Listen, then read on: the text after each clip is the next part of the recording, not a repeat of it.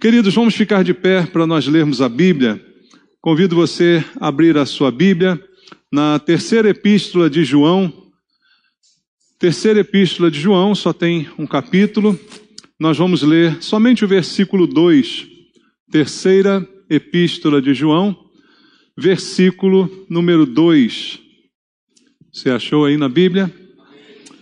A palavra de Deus diz: Amado, acima de tudo, faço votos por tua prosperidade e saúde, assim como é próspera a tua alma. Amém. Vamos orar. Pai, nós estamos diante da tua palavra, mais uma vez, é um privilégio que nós temos de ouvir a tua voz nesse lugar. É isso que queremos, essa é a nossa necessidade. Nós não viemos aqui para ouvir discursos humanos, histórias, nem muito menos filosofias desse mundo, mas a palavra que procede do Senhor, aquela que é o verdadeiro alimento, aquela que é a verdade que liberta, é essa que precisamos, e por isso te pedimos em oração, fale conosco, Pai. Eu entrego a minha vida em tuas mãos, te peço graça, misericórdia, peço a unção do teu Espírito para me capacitar a ministrar a tua palavra de acordo com a tua vontade. E todos nós sejamos abençoados esta manhã. É o que eu te peço com meus irmãos, em nome de Jesus. Amém. Graças a Deus. Podem sentar, irmãos.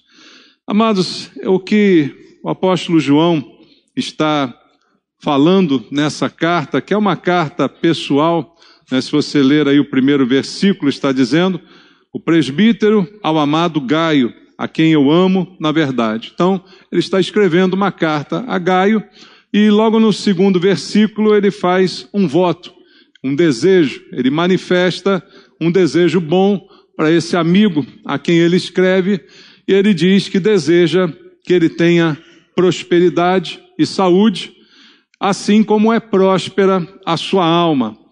E muita gente fala a respeito de prosperidade.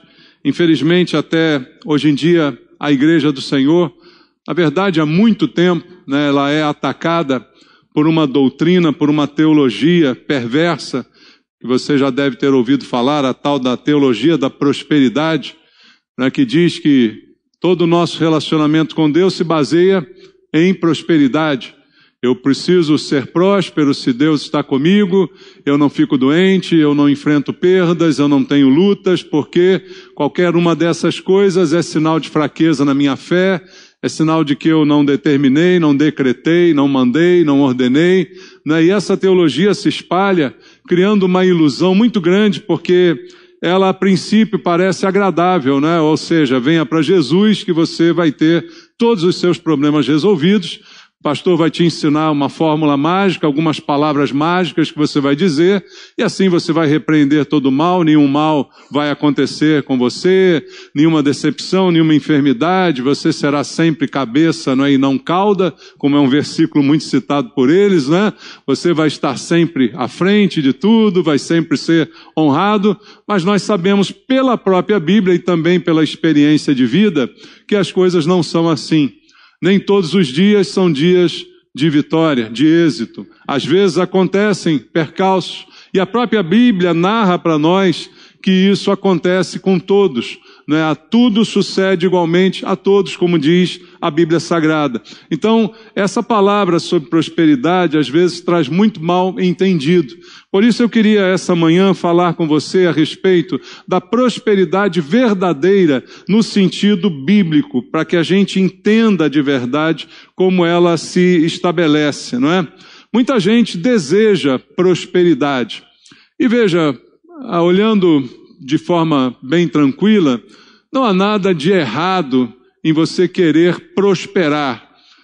Seria errado você desejar fracassar, você desejar miséria. Claro que isso que não é certo, Mas você desejar melhorar, porque um sentido de prosperidade é uma melhora contínua, não há nada de errado nisso, Você querer melhorar a sua vida, conquistar mais coisas, e ter alguma conquista no âmbito pessoal, não é errado você desejar isso. O que é errado é que você deseje isso acima de tudo e que você coloque toda a sua vida em função desse desejo de prosperidade. Ali é que está o problema, que inclusive é um dos pontos negativos desta doutrina, não é? Então, é claro que nós sentimos um conforto, não é, quando nós sabemos que há recursos disponíveis, não é, que você tem crédito, não é, que você tem condição de fazer alguma coisa. É claro que isso é uma situação confortável. Mas, segundo diz a Bíblia, não é nisso que reside a nossa segurança. A nossa segurança não pode residir na quantidade de dinheiro que a gente tem guardado no banco. Não pode consistir dos bens que nós acumulamos ao longo da vida. Porque tudo isso pode acabar de uma hora para outra. Tudo isso, como disse o Senhor Jesus, pode ser corroído pela traça, pode ser roubado pelo ladrão. Por isso ele disse que a gente deve ajuntar tesouros no céu, aonde não tem traça, aonde não tem ladrão. Então, as coisas mudam quando a gente enxerga isso de forma espiritual. Como eu disse, é bom ter um recurso? Sim, é claro que é bom, mas confiar nisso como a solução ou a segurança para a minha vida, aí está totalmente errado. Porque diz a Bíblia que se o Senhor não guardar, em vão vigia a sentinela. Se Deus não estiver abençoando, não estiver guardando, não há nada que eu possa ajuntar ao longo da vida que possa me dar algum tipo de segurança. Então, nós precisamos de qualquer forma entender isso. Nossa segurança não está associada aos bens. Nossa vida não está associada aos bens, como o próprio Senhor Jesus disse, a vida de um homem não consiste da abundância de bens que ele possui. Isso não é o retrato da nossa vida. Embora na sociedade, muitas vezes a gente se julgue a partir disso, né? Isso é comum. Quando você conhece alguém, a primeira coisa que você pergunta para ela na hora de trocar uma conversa é: o que você faz? Qual é a sua profissão? Sempre há um interesse em saber disso, em saber da condição financeira. Isso é o que está na nossa sociedade, mas isso não é a consistência da vida, como Jesus ensinou. E é bem verdade que Deus, o Deus a quem servimos, é o dono de todas as coisas. É aquele a quem tudo pertence. É Ele, certamente, que pode nos fazer prosperar, com certeza. É Ele que certamente pode fazer a nossa vida dar certo. Não é? Então a gente pode crer nisso. Lá em Ageu 2:8 está escrito que do Senhor é o ouro e do Senhor é a prata. Então não há nada que seja propriamente nosso. Tudo aquilo que nós temos pertence a Deus. Porque todo ouro, toda prata, todo recurso financeiro, tudo que há nesse mundo, na verdade está nas nossas mãos por algum tempo. Por empréstimo de Deus, porque na verdade a quem pertence? Pertence a Deus. Daí a importância também na nossa fidelidade, entendendo que tudo que temos usamos e por permissão, por bênção, que Deus nos abençoa. Então que a gente saiba também usar bem tudo aquilo que nós temos, porque não é nosso. Pertence a Deus. Esse é o entendimento que nós temos que ter. Mas muita gente não consegue entender essa prosperidade. E esse texto aqui que eu li com você, o 2º verso aqui da 3ª epístola de João, João faz aqui uma distinção muito interessante. Ele diz: amado, acima de tudo faço votos por tua prosperidade e saúde. Saúde todo mundo entende. E a prosperidade que ele está aqui desejando é essa prosperidade da melhora, né, do bom estabelecimento, né, da segurança financeira, certamente. Mas logo ele diz logo depois: assim como é próspera a tua alma. Então a alma já era próspera. E agora ele está desejando um outro tipo de prosperidade. Percebe a diferença que há entre uma coisa e outra? A alma já era próspera. O que faz a nossa alma ser próspera? Na verdade, é quando ela é resgatada por Jesus. Quando ela é salva por Cristo. Porque Ele pagou o alto preço por nós. Então, isso nos dá valor. Então, João diz assim: a tua alma já é próspera. Mas eu também desejo a tua prosperidade. Eu também desejo a tua saúde. Isso é bom. Nada de errado, como eu disse aqui, em desejar essas coisas. Mas o mais importante é o que ele já tinha. E aquilo que nós que cremos em Cristo também já temos. Você, independente da tua condição financeira, se você é cristão, você já tem a alma próspera. Você já tem uma alma valorosa, uma alma que cresceu, que evoluiu, entende? Que conheceu e prosseguiu em conhecer ao Senhor e tem certamente experimentado esse crescimento, que é um sinônimo de prosperidade. Então a nossa alma é próspera. E isso nem sempre é acompanhado de uma prosperidade financeira. Por isso João reconhece a prosperidade de Gaio na sua alma, mas também deseja a sua prosperidade. São coisas completamente distintas e nós precisamos entender esses princípios. Então, o que nos alegra saber que em Deus nós temos tudo que nós necessitamos.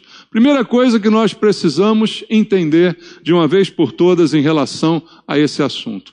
Em Deus, você tem tudo que você precisa. Há promessas de Deus sobre o pão de cada dia. Deus não prometeu o banquete de cada dia. Deus não prometeu o luxo de cada dia, a vaidade de cada dia, mas Ele prometeu o pão de cada dia. Isso é promessa do Senhor, não é? Então nós temos da parte de Deus tudo o que é necessário. Em Cristo, cada uma das nossas necessidades é suprida. Mas o que é necessidade e o que é desejo? Tem uma grande diferença entre uma coisa e outra. Nem sempre o que eu desejo é necessário, mas eu desejo, eu anseio por aquilo. E como disse aqui, tem coisas que eu desejo que não são ilícitas.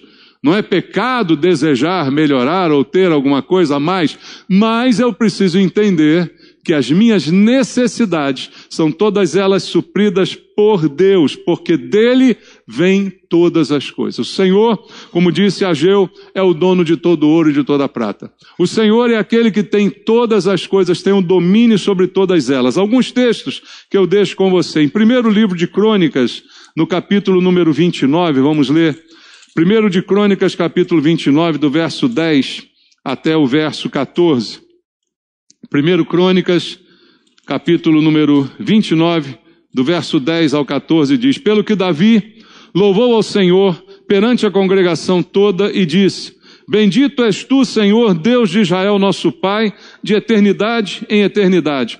Teu, Senhor, presta atenção, é o poder, a grandeza, a honra, a vitória, a majestade, porque teu é tudo quanto há nos céus e na terra.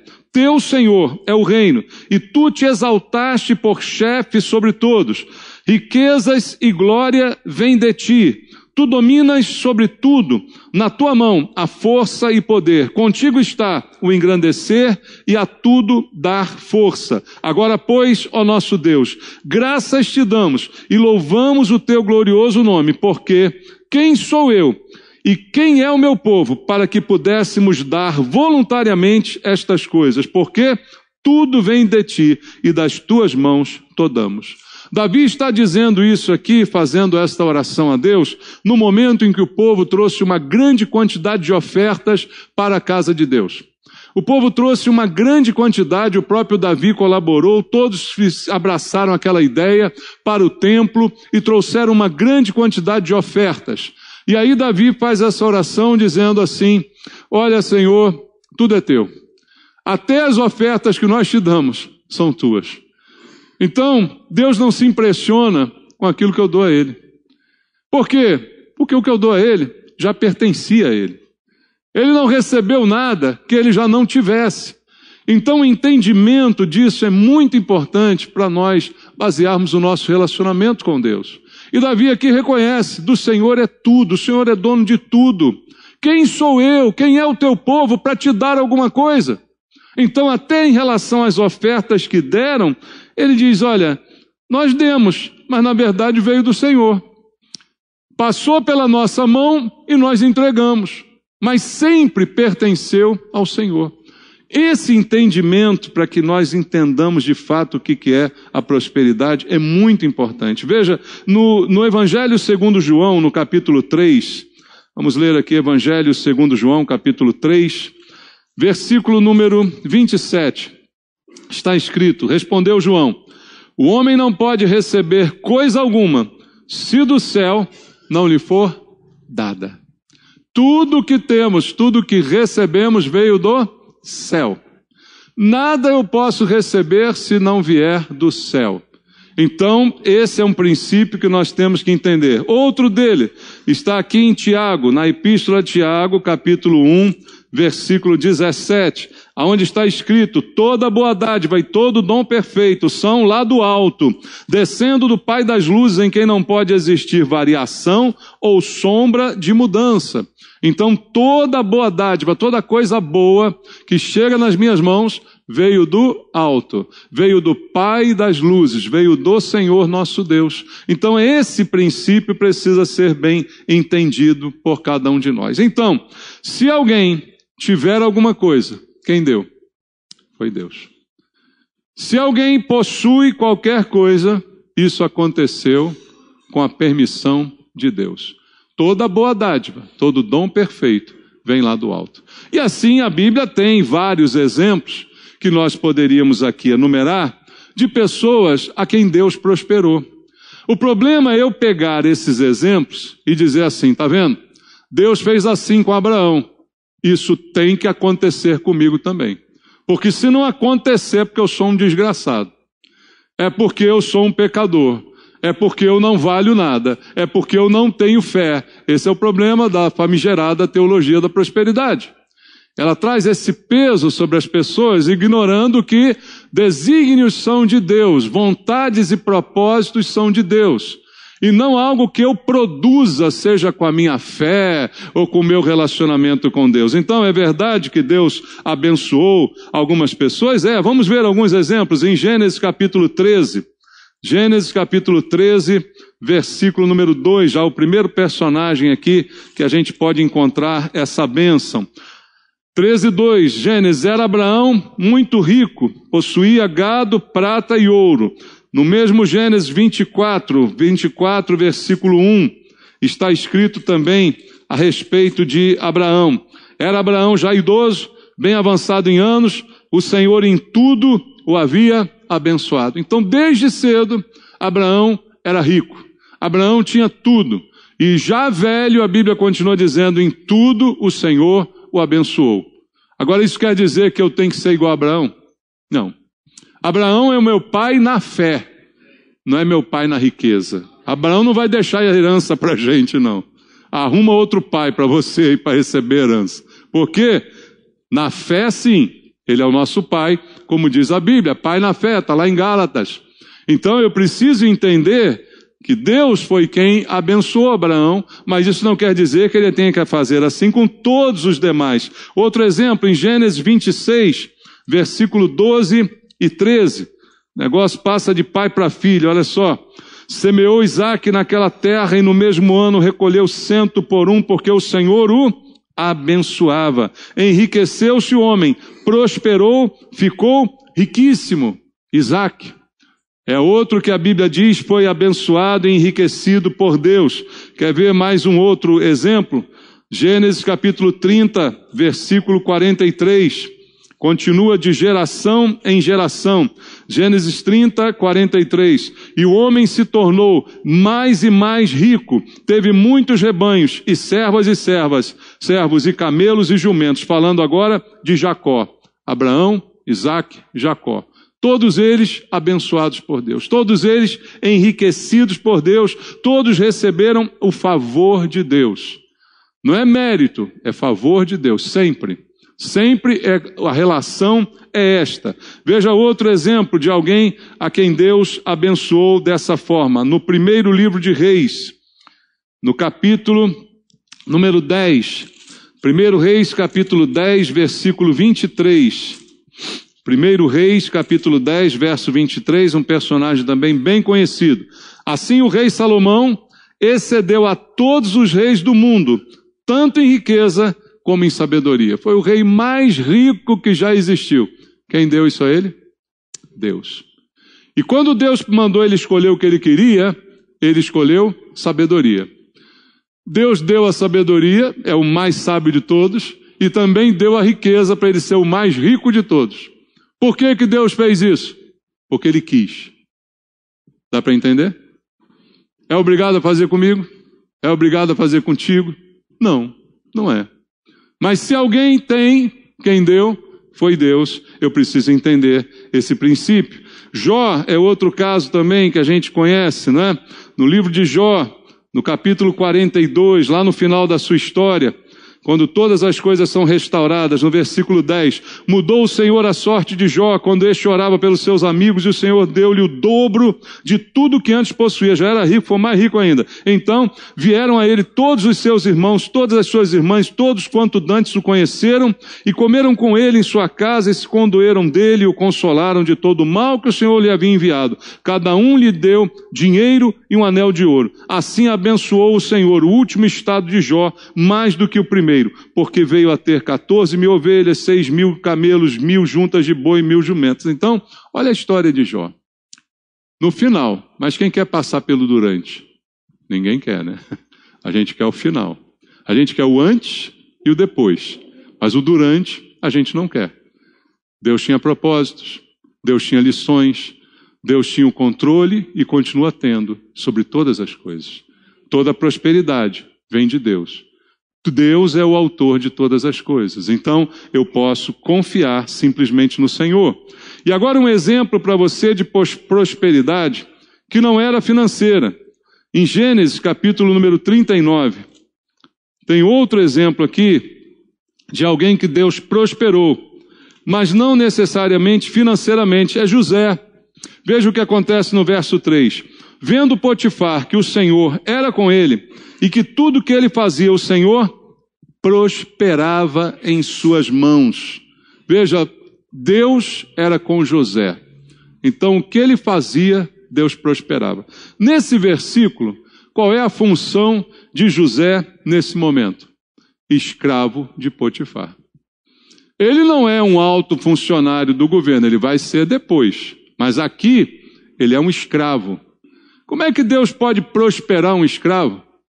A gente às vezes não entende isso, né? Não, prosperidade tem que ser do jeito que eu quero, tem que ser da forma que eu sonho, tem que ser do jeito que eu desejo. Mas a prosperidade de José não estava em ele possuir escravos, mas ele ser escravo, mas mesmo assim Deus, com ele, abençoar tudo aonde ele colocava as mãos. Aonde as mãos eram postas, ele frutificava. As coisas davam certo, porque Deus era com José. Eu quero que você entenda só isso. Deus é mais importante que dinheiro. Dá para resumir nisso? Deus é mais importante do que qualquer melhora financeira. Porque sem Ele, como diz o ditado popular, né, o pouco com Deus é muito, mas o muito sem Deus não é nada. Então a gente percebe na vida de José essa bênção. Olha ainda em Gênesis 39, no verso 23. Nenhum cuidado tinha o carcereiro de todas as coisas que estavam nas mãos de José, porquanto o Senhor era com ele. E tudo que ele fazia, o Senhor prosperava. Aqui no versículo 23, ele não é mais escravo. Aqui no versículo 23, ele é o quê? Prisioneiro. Melhorou ou piorou? Sei lá, né, irmão? Como escravo, pelo menos ele podia andar livremente. Agora ele está confinado numa cela. Mas no versículo 23, a palavra sobre ele é a mesma. Tudo que ele faz, o Senhor prospera. Esse é outro princípio que eu preciso também entender. Deus prospera o que nós fazemos. Deus não prospera vagabundos. Dá para entender isso? Quem fica deitado, olhando para o céu, esperando cair dinheiro do céu, se cair foi o diabo que mandou. Deus não prospera vagabundo. No que você faz, ou seja, você age, você põe as mãos, aí Deus vai e bota a mão dele em cima. E aí prospera. E aí dá certo. E aí tem sucesso. É assim que as coisas funcionam. Mas tem que fazer. Aí eu não faço nada, então você vai ficar um miserável pro resto da vida. Porque Deus certamente não vai te abençoar. Então, prosperidade, já entendemos, vem de Deus. Todas as coisas vêm de Deus. Ele é o dono de todas elas. E prosperidade, como vimos na vida de José, não se resume a bens materiais, mas ao conjunto de todas as bênçãos que Deus tem para aqueles que o amam. Como diz a Bíblia, nem olhos viram, nem ouvidos ouviram, nem jamais penetrou no coração humano o que Deus tem preparado para aqueles que o amam. Olha o tesouro, olha o que Deus está preparando.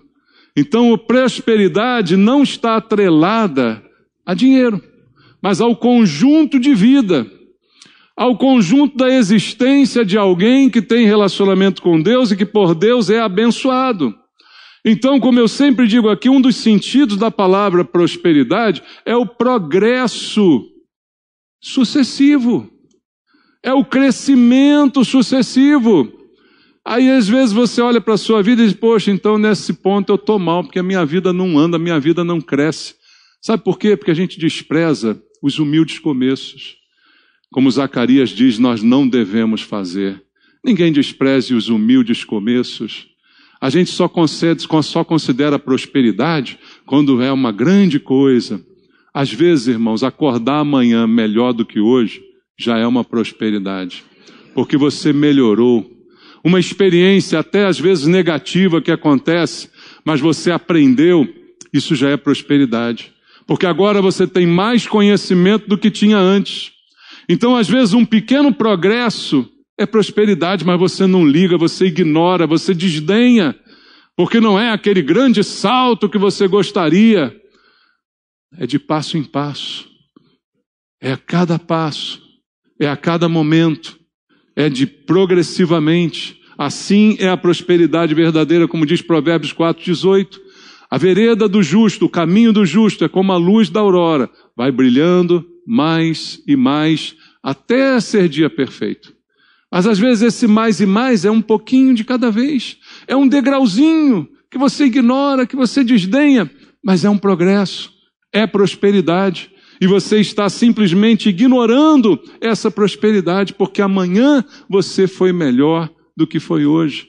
Isso é prosperidade, é um progresso contínuo na nossa vida. E o que é necessário para que essa prosperidade, que não está sempre vinculada a dinheiro, aconteça na nossa vida? Quais são os requisitos? E aí talvez alguém vá gostar da mensagem, né? Podia até botar o título na internet, ia chover de gente assistindo, né? Olha os passos para a prosperidade. Igual livro de autoajuda, né? Que a gente vê nas bancas de jornal, né? Não sei quantos passos para a prosperidade, né? Todo mundo fica pobre, só o dono do livro que prospera, né? Porque ele escreveu, aí ele fica rico porque ele escreveu o livro. Mas, se você for olhar direitinho, quais são os requisitos para que a gente, de fato, possa experimentar essa prosperidade que vem de Deus, numa vida próspera, que melhora a cada dia e que é abençoada pela presença do Senhor? Algumas dicas eu deixo com você. Primeiro, no Salmo, logo o Salmo número 1, no primeiro Salmo, que está aí no livro de Salmos, no primeiro Salmo, está escrito um princípio. Bem-aventurado o homem que não anda no conselho dos ímpios. Não anda no conselho dos ímpios, isso já é uma dica, não é? Você quer saber a receita da prosperidade? Não é um youtuber que vai te dar, né? Não é um canal, não é um filósofo, não é um ímpio que vai te dar isso. A receita da prosperidade está na tua Bíblia, na palavra que está perto de você. Não se detém no caminho dos pecadores, nem se assenta na roda dos escarnecedores. Antes, o seu prazer está na lei do Senhor, e na sua lei medita de dia e de noite. E aí, como resultado, ele é como árvore plantada junto à corrente de águas, que no devido tempo dá o seu fruto, cuja folhagem não murcha, e tudo quanto ele faz será bem sucedido. Vê a semelhança disso com José? O que ele fazia, Deus prosperava. Esse homem, descrito aqui no Salmo número 1, que não anda no conselho dos ímpios, não se detém no caminho dos pecadores, não se assenta com os escarnecedores, tem prazer na palavra de Deus e medita nela, esse homem também, o que ele fizer, será abençoado. Aonde você colocar as suas mãos, prosperará. Eu creio nisso. Creio, irmãos. Mas os princípios, os requisitos são aqui também apresentados. E isso não quer dizer enriquecimento, mas quer dizer progresso.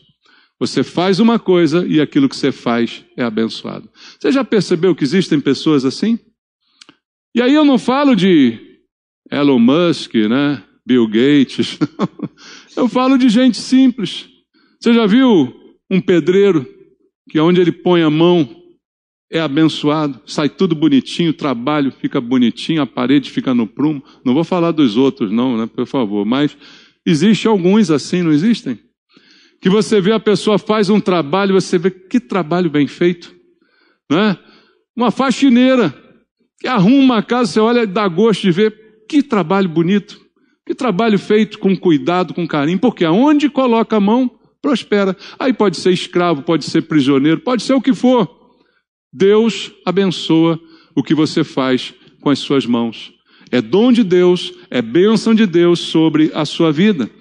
Outro princípio para essa prosperidade é a comunhão e a busca do Senhor. Veja no segundo livro de Crônicas, mais uma vez vamos voltar ao segundo livro de Crônicas, ao capítulo 26, ao versículo número 5. Diz assim: propôs-se buscar a Deus nos dias de Zacarias, que era sábio nas visões de Deus. Nos dias em que buscou ao Senhor, o que aconteceu com ele? Deus o fez prosperar. A Bíblia está falando do rei Uzias. Nos dias em que ele tomou como prioridade buscar ao Senhor, buscar o conselho de Deus, buscar os princípios de Deus para dirigir a sua vida, os seus negócios, as suas escolhas, Deus o fez prosperar. Você, quando está diante de decisões no seu negócio, no seu comércio, no seu trabalho, você busca conselho com quem? Com os ímpios? Mas nos dias que você buscar ao Senhor, automaticamente Deus vai te fazer melhorar, vai te fazer prosperar. Então, está aqui outro princípio, comunhão e busca com Deus. Outro princípio em Provérbios capítulo 28, vamos ler Provérbios, livro de sabedoria, escrito por Salomão, capítulo 28, versículo número 25. Provérbios 28, verso 25 diz assim: o cobiçoso levanta contendas, mas o que confia no Senhor, o que acontece com ele? Prosperará. Veja que a prosperidade está atrelada à confiança em Deus. Em quem você confia? Entrega o teu caminho ao Senhor, confia nele e o mais ele fará. Ah, não, eu não consigo confiar, eu só confio quando eu olho o saldo e vejo aquele dinheirão lá. Aí eu confio que está tudo bem. Igual o tio Patinhas com seu cofre, né? Vou nadar aqui no dinheiro, aí eu confio que está tudo bem. Em quem você confia? Porque a Bíblia está dizendo que aquele que confia no Senhor, não sou eu que estou dizendo, Deus prosperará. O que é prosperar? Fazer você melhorar dia a dia, fazer você avançar e não retroceder, fazer você progredir, ser amanhã melhor do que foi hoje. Outro princípio, vamos abrir em Mateus capítulo 25, verso 21. Mateus capítulo 25, versículo número 21, está escrito assim: disse-lhe o Senhor, muito bem, servo bom e fiel. Foste fiel aonde? No pouco. Sobre o muito te colocarei. Entra no gozo do teu Senhor. Do que fala esse versículo de fidelidade? É outro princípio para a prosperidade. Ser fiel. Em quê? Em tudo. Ah, mas é pouco. Seja fiel no pouco. O problema é que a gente quer o muito. Quando eu ganhar bem, eu vou ser fiel a Deus. Já viu quantas pessoas falam isso? Espero que não seja você aqui. Então você vai baixar a cabeça, vai ficar constrangido. Mas tem muita gente que faz isso. Quando eu ganhar bem, eu vou ser fiel no dízimo, na oferta. Mas a Bíblia não fala que tem que ser fiel quando você ganha bem. A Bíblia diz que você tem que ser fiel no pouco. Aí, sobre o muito, te colocarei. Se você não gostou, discute com Jesus, que escreveu isso aqui. Não fui eu, foi ele. O princípio é o que ele apresenta.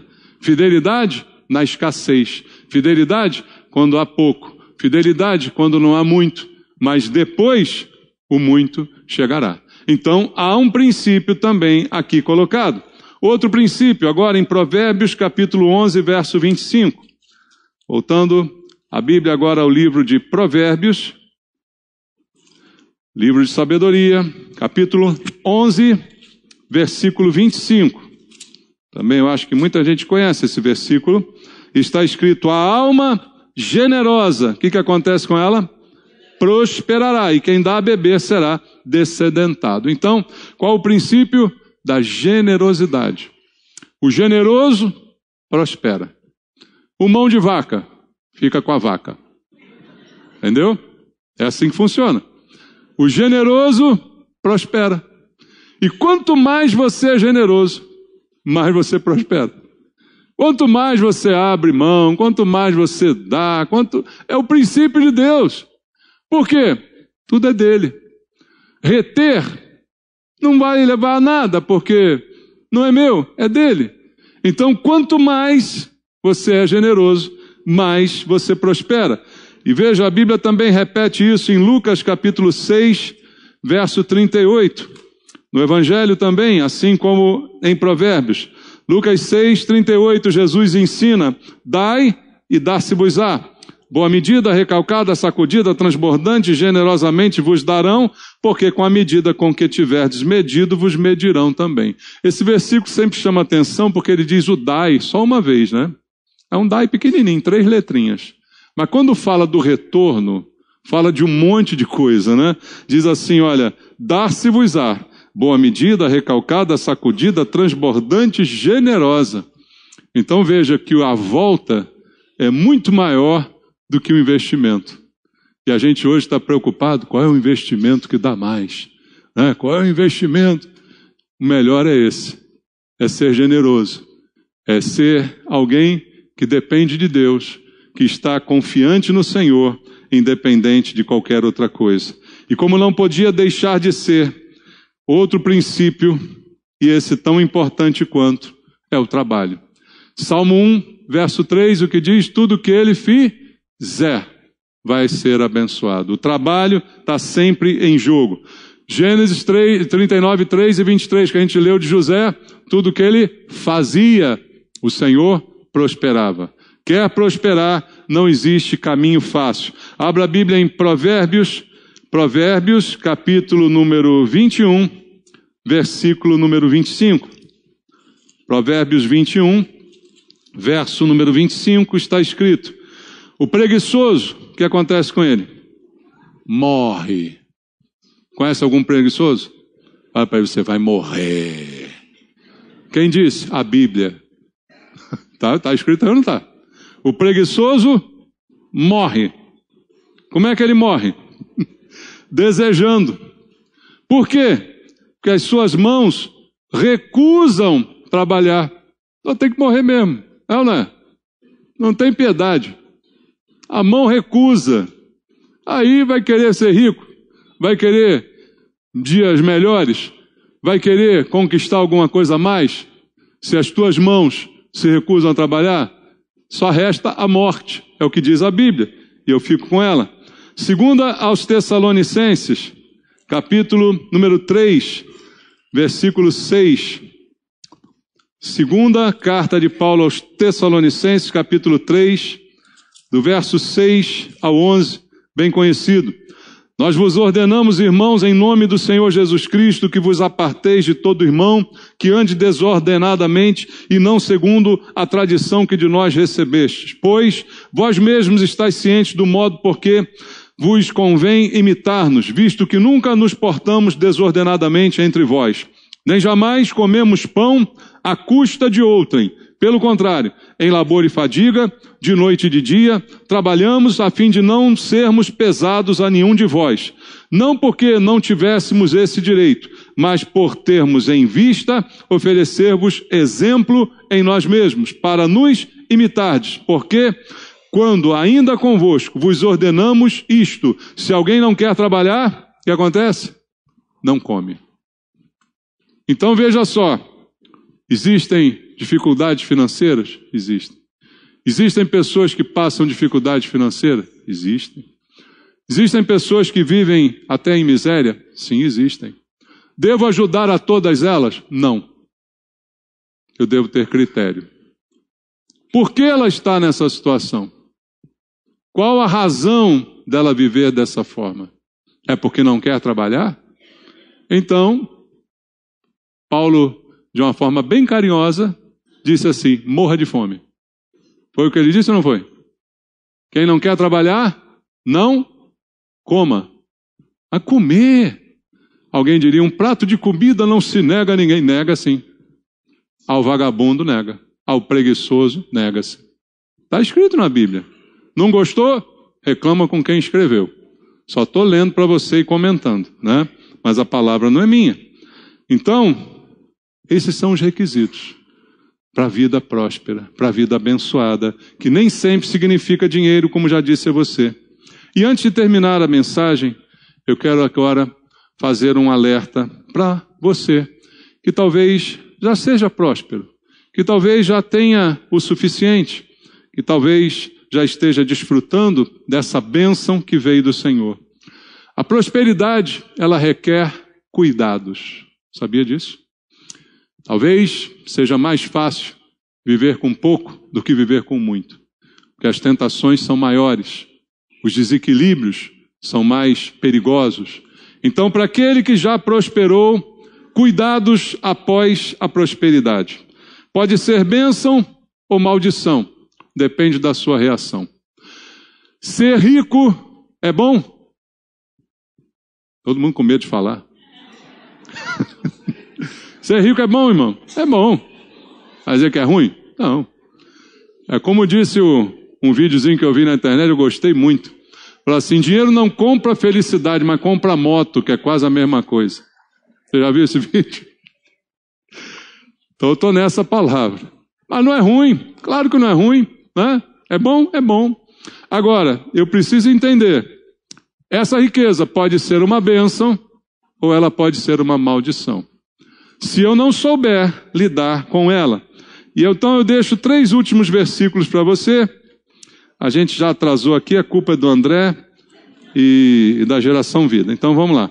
Deuteronômio 8, versículo 17 e 18. Diz assim, não digas, pois, no teu coração, a minha força e o poder do meu braço me adquiriram estas riquezas. Antes te lembrarás do Senhor teu Deus, porque é Ele o que te dá força para adquirires riquezas, para confirmar a sua aliança, que sob juramento prometeu a seus pais, como hoje se vê. Quando você chegar lá, quando você tiver mais do que é necessário, o que a Bíblia está dizendo, não diga que foi o seu braço, que foi a sua força que adquiriram isso. Mesmo a Bíblia dizendo que trabalho é importante. Você trabalha, mas quem abençoa o seu trabalho é Deus. Você faz a sua parte, mas quem diz o sim e o amém é Deus. E aí, quando isso tudo acontecer, não diga que foi você que conquistou. Antes, lembre-se do Senhor, porque é Ele que te dá força para adquirir riqueza e para confirmar a aliança que Ele fez contigo. Lembre da aliança que você tem com Deus. Não esqueça disso em nenhum momento. Outro princípio, em 1 Timóteo capítulo 6, versículo 9 e versículo 10. Se você já enriqueceu ou já está numa boa, lembre disso aqui.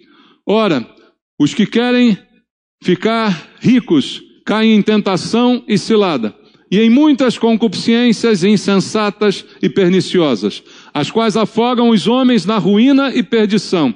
Porque o dinheiro é a raiz de todos os males? Está escrito isso aqui? O que está escrito aí? O amor do dinheiro. Dinheiro é ruim? Ô, dinheiro, sai, está amarrado o dinheiro. Eu dou a nota de 100, você sai para lá. Dinheiro pecaminoso, dinheiro. Não, a Bíblia não diz que o dinheiro é a raiz de todos os males. Ela diz que a minha relação com ele é que é a raiz de todos os males. O amor do dinheiro é a raiz de todos os males, e alguns nesta cobiça, olha o que aconteceu, se desviaram da fé, e a si mesmos se atormentaram com muitas dores. O problema não é o dinheiro, o problema é o nosso amor por ele, é o nosso apego. Quando você tiver, não diga fui eu que conquistei, foi minha força, foi meu braço. Quando você tiver, lembre que Deus te deu tudo o que você possui.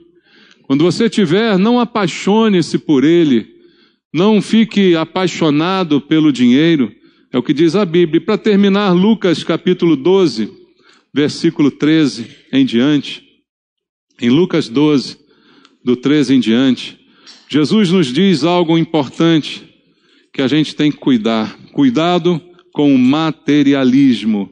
Lucas capítulo 12, verso 13 ao 21 diz assim: nesse ponto um homem que estava no meio da multidão lhe falou: mestre, ordena meu irmão que reparta comigo a herança. Mas Jesus lhe respondeu: homem, quem me constituiu juiz ou partidor entre vós? Então lhes recomendou: tendes cuidado, guardai-vos de toda e qualquer avareza. Olha o mão de vaca aí de novo. Porque a vida de um homem não consiste na abundância dos bens que ele possui. E lhes proferiu ainda uma parábola dizendo: o campo de um homem rico produziu com abundância, e arrazoava consigo mesmo dizendo: que farei? Pois não tenho onde recolher os meus frutos. E disse: farei isto, destruirei os meus celeiros, reconstituí-los-ei maiores, e aí recolherei todo o meu produto e todos os meus bens. Então direi à minha alma: tens um depósito, muitos bens para muitos anos, descansa, come, bebe e regala-te. Mas Deus lhe disse: louco, esta noite te pedirão a tua alma, e o que tens preparado para quem será? Assim é o que entesoura para si mesmo e não é rico para com Deus. O cuidado que Jesus nos alerta com relação ao materialismo é o amor do dinheiro, mais uma vez, sendo colocado aqui em jogo. Então, que você cuide disso, se um dia Deus prosperar, talvez como você deseja. E se você realmente chegar a esse ponto, não é o que você deve fazer com a prosperidade que você tem. Não é uma aplicação que pode ser melhor ou pior do que a outra, mas, segundo a Bíblia, o melhor investimento é o reino de Deus. O melhor investimento é o reino de Deus. E a alma será próspera quando nós investirmos em almas, né? Quanto mais investimos nisso, mais a prosperidade ainda aumenta. Então, que você entenda de uma vez por todas a respeito desse assunto, o que é importante e o que é necessário de acordo com a Bíblia. Vamos orar? Meu Deus, meu Pai, eu quero te pedir nessa manhã que a tua palavra tenha trazido entendimento para todos nós. Que ela coloque em ordem nossos pensamentos, nossas prioridades, que ela possa colocar em ordem os nossos valores.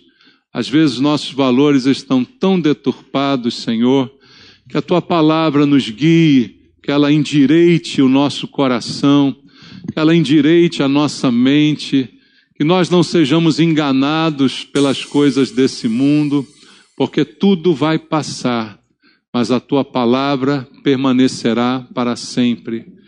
Não há nada que a gente tenha que garanta alguma coisa. O que garante alguma coisa é o nosso relacionamento contigo, Pai. Por isso que nós possamos priorizar isso em todos os tempos, em todos os sentidos.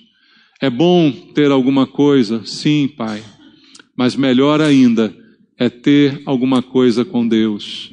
Melhor ainda é estar debaixo da tua orientação e da tua direção.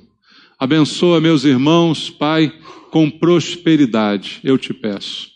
Que a vida de cada um aqui seja melhor amanhã do que foi hoje. Que essa prosperidade seja contínua na vida de cada um dos teus filhos.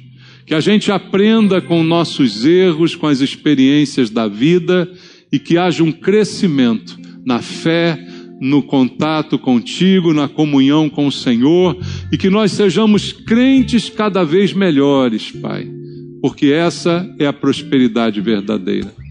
Abençoa o teu povo, Pai, eu te peço, em nome de Jesus. Amém. Graças a Deus.